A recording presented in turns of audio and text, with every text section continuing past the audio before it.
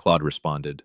My son-in-law told my daughter I embarrassed him in front of his partners, and by the time she texted me that she thought it was best if I sat this year's than. My son-in-law told my daughter I embarrassed him in front of his partners, and by the time she texted me that she thought it was best if I sat this year's Thanksgiving out, I had already decided exactly what I was going to do about it. I didn't call her screaming. I didn't beg. I set my phone down on my workbench, finished sanding the cabinet door in front of me, and then I walked into my office and pulled the deed to the building his restaurant sits in. By Monday morning, his lawyer would be calling me 40 times before noon. My name is Walter Higgins. I'm 63 years old, and I've spent 40 of those years running a cabinetry and custom woodworking shop outside Charlotte, North Carolina. I started it in my daddy's old tobacco barn with $300 and a table saw I paid off in installments. I never had a business degree. I never had a partner with deep pockets. What I had was two hands that knew wood, and a little girl named Rachel who used to fall asleep on a pile of sawdust in the corner of that barn while I finished the last cut of the day. Rachel's mother left when Rachel was 4. Not passed away, not some tragedy you can wrap a bow around. She just left, packed 2 suitcases one October morning, and told me she never wanted to be somebody's wife in a small town for the rest of her life. I won't pretend that didn't break something in me for a while, but I didn't have the luxury of falling apart, because there was a 4-year-old girl standing in the kitchen doorway asking where her mama went, and somebody had to answer her, and somebody had to make breakfast, and somebody had to be enough for both parents from that day forward. So I became enough. I learned to do the 2 French braids she liked for school pictures, even though my fingers were thick and clumsy and it took me 4 tries most mornings. I learned which cereal she'd actually eat versus which one just sat in the pantry going stale. I sat through every single dance recital in my one good collared shirt, smelling like sawdust because I never had time to shower after closing up the shop. Rachel never once complained about that smell. She used to bury her face in my shoulder when I picked her up and say I smelled like home. I built that shop up slow, one custom kitchen at a time, one wealthy family's built-in bookshelves at a time, until Higgins Woodworks had a name across 3 counties, 6 employees, and a waiting list 8 months long. I never built it for the money itself. I built it because I wanted my daughter to walk through life, knowing that whatever happened to her, she'd never have to stand in a kitchen doorway wondering if the person who was supposed to take care of her was actually going to. I paid off Rachel's community college tuition before she even asked. I co-signed her first car loan when she was 22, working as a hostess, and couldn't get approved on her own.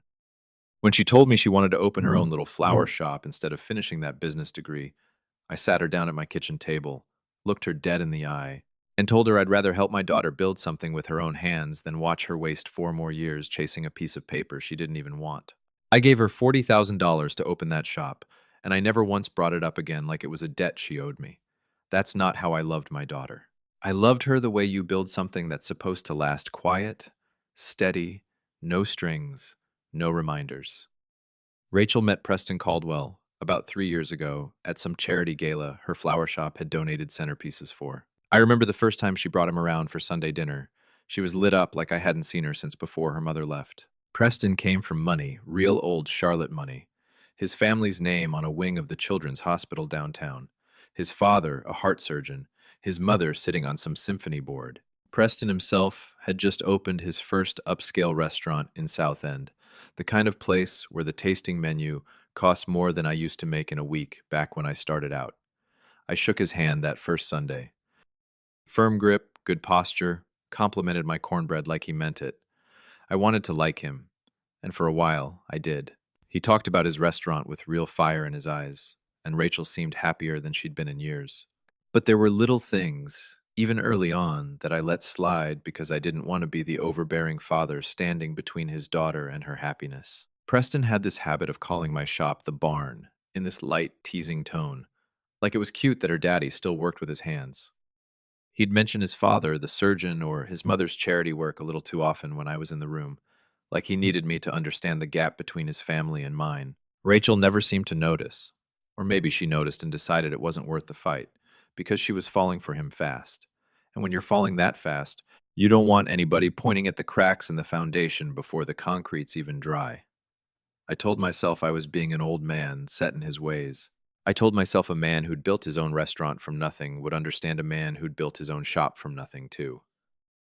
I wanted so badly to be wrong about the uneasy feeling sitting in my gut every time Preston opened his mouth around me, and for a good long while, I convinced myself I was. Preston's restaurant was doing well on paper, but the truth was, it was drowning underneath all that polish. He came to me about 8 months into dating Rachel, sat across from me at my own kitchen table, laid out a whole business plan for expanding into a second location downtown, and told me he needed $95,000 in expansion capital.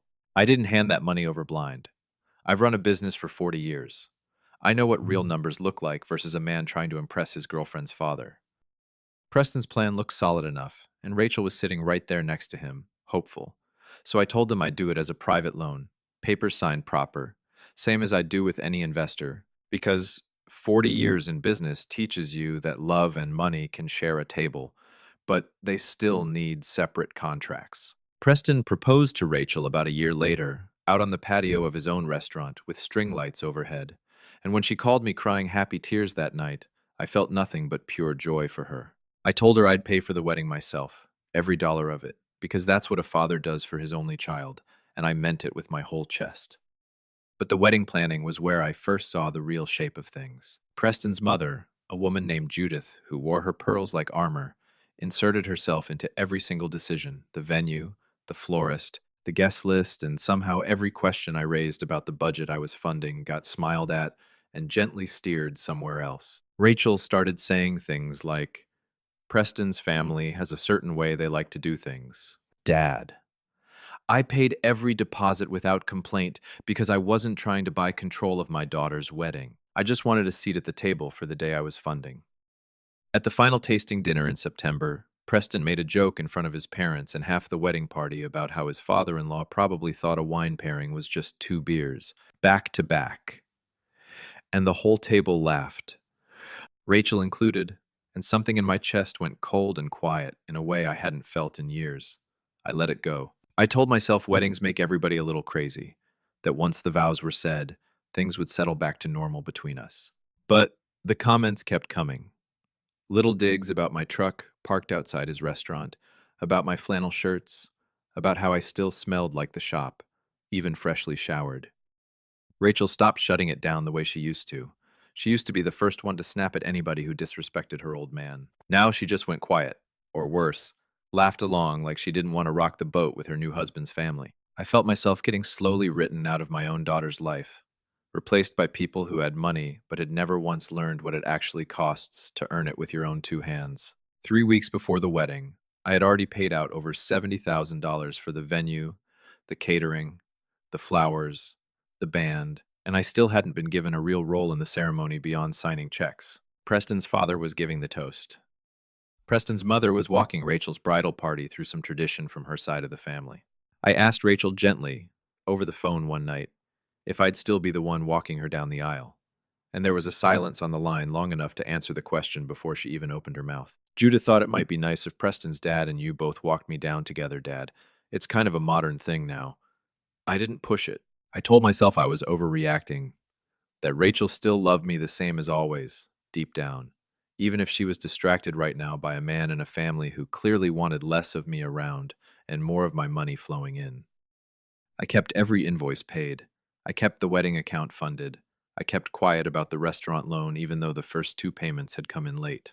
I was holding up their entire world financially while slowly disappearing from it personally, and I didn't fully understand how far that disappearing would go until one particular phone call landed 4 days before the wedding. It was a Wednesday evening, and I'd just finished closing up the shop, locking the barn doors the same way I had for 40 years, when my phone rang and Rachel's name came up on the screen. I answered it standing in my gravel driveway, and before I could even say hello good, she was already talking, her voice tight and rehearsed like she'd practiced the words in the mirror. Dad, I need to talk to you about something, and I need you to not make this into a bigger thing than it is. Preston and his parents think it might be better if you kept a lower profile at the wedding. Not skip it, just sit further back, maybe don't come to the rehearsal dinner. His business partners are going to be there, and Preston's worried about, the impression. He said last time you were at the restaurant, you made a comment about the wine prices in front of investors, and it embarrassed him. I think it's just easier this way for everybody. I stood there in my driveway with the crickets starting up around me, and I felt something in my chest that I can only describe as a door quietly closing. Not slamming, just closing, firm and final. I hadn't made any comment about wine prices. I'd asked one honest question about a $90 glass of Cabernet because I was curious, the same way I'd ask about the cost of good hardwood. But that didn't matter anymore. What mattered was that my own daughter, the girl who used to fall asleep on sawdust waiting for me to finish a cut, the woman whose wedding I'd paid nearly $80,000 for, whose fiance's restaurant expansion I'd funded out of my own retirement account, was calling to tell me to make myself smaller at her wedding so her husband wouldn't feel embarrassed in front of his investors. I didn't raise my voice. I told Rachel I understood, said goodnight, and hung up the phone. And then I did something I hadn't done in a long while. I smiled, standing alone in my own driveway in the dark, because for the first time in months, everything finally made sense. I finally understood exactly where I stood with these two people, and more importantly, I remembered exactly what I still controlled in their entire financial life together. I didn't move a single dollar out of anger that night, because anger makes a man sloppy, and in 40 years of business, I never once let anger sit at the negotiating table with me. I went inside, poured myself 2 fingers of bourbon, sat down at my kitchen table, and thought it through with the same clear head I'd use closing a 6-figure commercial contract. Here's what I knew for certain. The building Preston's restaurant sat in, I owned it. Not Preston, not his family. 2 years earlier, when Preston was scrambling to secure that South End location before another buyer got there, I'd bought the building outright and leased it back to him at a fair, friendly rate, because that's what a future father-in-law does to help a young man get his start. The lease had a standard commercial clause allowing termination with proper notice if rent fell into arrears, and Preston's last 2 loan payments to me personally had, in fact, come in late, which meant, on paper, he was already in technical default on obligations tied to that very lease.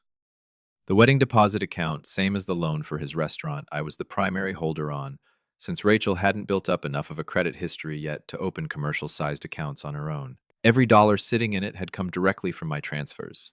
These two people had built their entire glittering new life on a foundation made of my money, my property, and my signature. And they'd just called to ask me to make myself smaller so I wouldn't embarrass them in front of it. So I decided, calm and complete, sitting there with my bourbon going warm in my hand, that if I wasn't good enough to stand tall at their wedding, then none of what I'd built for them was going to keep standing behind me while I did it. At 8 the next morning, I called my attorney, a sharp, no-nonsense woman named Carol Whitmore, who'd handled every contract for my shop for over 15 years, and I told her exactly what I wanted done. First, I wanted the wedding deposit account frozen immediately, well within my rights as primary holder, since every cent in it had come from me. Carol made one call, and within the hour, every pending payment to the venue, the caterer, and the florist was placed on hold pending my personal authorization. Authorization I had no intention of ever giving. Second, I formally invoked the default clause on Preston's restaurant loan, since 2 payments had already come in late, meaning the full remaining balance was now legally due in full, effective immediately, a clause Preston had signed 2 years earlier without reading closely enough, because a man that confident rarely stops to read fine print when someone's handing him money for his dream. Third, and this was the one that mattered most, I instructed Carol to begin formal lease termination proceedings on the restaurant building itself. Citing the loan default as breach of a cross-collateralized agreement, his own lawyer had insisted on tying the 2 contracts together for tax purposes years earlier. I wasn't trying to destroy my daughter's life or even Preston's business out of spite. I was simply removing myself, completely and legally, from every structure I was no longer welcome to stand inside of. By noon that day, every call had been made, every form signed, and the entire financial foundation of Preston's dream restaurant and Rachel's wedding had quietly, legally come apart at the seams. The venue coordinator called Rachel first, a woman named Denise, explaining the deposit account showed a hold and the balance hadn't cleared, and without full payment 48 hours out, they couldn't guarantee the space. The caterer called next, then the florist, then the string quartet Preston's mother had personally selected. Each one polite but firm, no confirmed final payment, no confirmed services. I know because Denise called me directly first, out of professional courtesy, since my name was still the one on the account. I told her calmly, the hold was intentional, and there'd be no further authorization coming from me. Meanwhile, over at the restaurant, Preston's manager was fielding calls from 3 different banks, as Preston scrambled to find $95,000 in emergency financing on 4 days' notice, getting turned down by every single one? Because a restaurant with 2 years of thin margins and a freshly triggered loan default doesn't qualify for anything overnight. And in the middle of all of it, the commercial landlord notice, which was me, in writing, through Carol's office, arrived informing Preston that lease termination proceedings had formally begun, effective in 30 days, which meant, somewhere in the back of his mind, underneath the wedding chaos, Preston now understood his entire restaurant's physical location was no longer guaranteed either. 2 days later, on what was supposed to be their rehearsal dinner night, I sat home alone in my own kitchen, drinking coffee at the same table where I'd taken that phone call 4 nights earlier. I hadn't reached out to Rachel, because I wasn't the one who decided I should make myself smaller. Around 10 that morning, my neighbor Dale, who does landscaping for half the wedding venues in the county, mentioned over the fence that he'd heard some fancy South End wedding got canceled overnight, something about a payment issue, and that the caterer had walked entirely. He had no idea the man trimming his own boxwoods had personally set the whole thing in motion with 3 phone calls. By evening, I heard from an old family friend, still on the guest list, that people had shown up to a locked, dark venue with a small printed notice taped to the glass door, and that Judith, Preston's mother, had been standing outside in her mother of the groom dress making frantic calls, trying to understand how a wedding fully paid for weeks earlier had simply stopped existing overnight. Rachel, I'd later learn, spent that whole evening crying in her childhood bedroom back at my house, the one just down the hall from mine. Because it turned out Preston's parents' lake house wasn't available either. No backup plan, no plan B, because Preston and his family had assumed, the same way they'd assumed about everything, that the money would just always be there, the way it always had been. I woke up the next morning at 5:30, same as always, reached for my phone on the nightstand out of habit, and the screen was lit up so bright, with notifications the number simply read 99 plus. When I opened it, I counted 106 missed calls between the two of them, 38 from Preston, 68 from Rachel, along with dozens of texts that started angry and confused right around midnight and slowly turned desperate and apologetic by 4 in the morning. Rachel's messages went from, "Dad, what did you do? Call me right now," to, "Dad, I don't understand. Please just tell me what's happening," to finally, around 4:20 in the morning, "Dad, I'm so sorry. I didn't know Preston actually said that about you at the restaurant. I didn't know about any of it. Please call me. I love you, and I'm sorry." I sat on the edge of my bed reading every message slow, and I felt something complicated, not joy exactly, but not sadness either. Something closer to a heavy kind of relief. The feeling of finally being seen clearly again by the one person whose vision of me had gone blurry for a while. I made coffee same as every morning and let the phone sit quiet on the counter another hour. Because a man learns after 40 years in business that the calm has to come before the conversation, or the conversation goes nowhere good. Around 7, the phone rang one more time, and it was Rachel. And I picked it up on the third ring, and her voice came through thin and shaking. Nothing like the composed young woman who'd called me 4 nights before asking me to sit further back at my own daughter's wedding. "Dad," she said, and then she just cried for a good long moment before she could get another word out. I let her cry it out before I spoke, and when I finally did, my voice came out steady, not cold, just clear. "I froze the wedding account, Rachel. I called in Preston's loan, and I started the paperwork to end his lease on that building. I did every bit of it the morning after you asked me to make myself smaller so your husband's investors wouldn't have to look at me." She apologized over and over, told me she hadn't known what Preston really said to his father about the wine comment, told me Judith had been the one pushing hardest to sideline me the whole time, and Preston had just gone along with it to keep the peace at home. I told her the truth as gentle as I knew how to make it. "I never needed a seat up front to prove I was your father, Rachel. I needed you to remember I already was one. Every single day for 22 years, long before Preston Caldwell ever looked at my truck and decided sawdust made me less than his family." We talked for almost 2 hours that morning. I told her clearly what I needed going forward, not money, not control, just honesty and respect, same 2 things I'd given her since the day her mother walked out that door. I told her the loan to Preston could be restructured on fair terms, but only if he sat across from me like a grown man and had an honest conversation. No more jokes about wine or trucks at family dinners. I told her I'd consider renewing his lease, but only if I was treated like her father again, not an embarrassment to be managed and kept out of the photos. It took months. Real conversations, real humility, especially from Preston, who eventually drove out to my shop alone one Saturday afternoon, stood in that same old barn where Rachel used to nap on sawdust, and apologized like a man who finally understood exactly what he'd nearly lost. I walked my daughter down the aisle myself, alone, 5 months later, at a small ceremony we held right there at the shop. String lights hung between the rafters. 20 people. No performance. No pretending.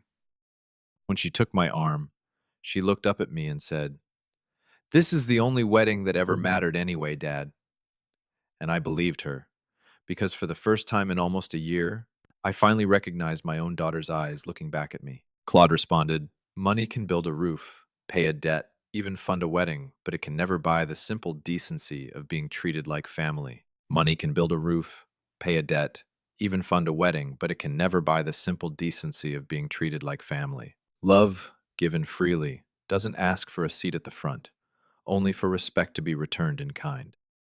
And sometimes the most powerful thing a parent can do isn't holding tighter, but stepping back calmly and letting the people we love rediscover, on their own, what truly matters. A small note for you. This story was written and fictionalized by AI purely for entertainment, while hoping to share a warm and meaningful life lesson along the way.